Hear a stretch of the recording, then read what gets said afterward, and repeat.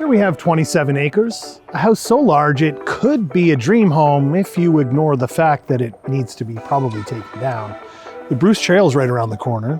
There's a carriage house and a helipad. Yes, a helipad, because who wants to drive up a driveway when you can land on a helipad like a billionaire? Something doesn't feel right though.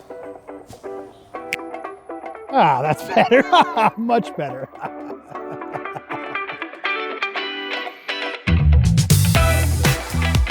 This colonial revival style home has plenty of charm, lots of amazing features, and some elegance built in.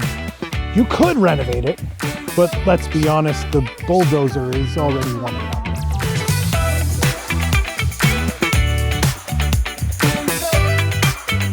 This carriage house is so charming, it actually makes the main house feel jealous. With a 3-car garage below, living quarters above, set on this country estate, this is not a carriage house. This is a lifestyle upgrade.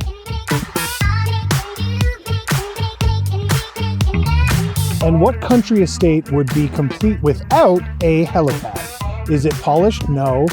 Is it operational? Probably not. Is it as is? Yes. But it's already way cooler than your neighbor's garden gnome.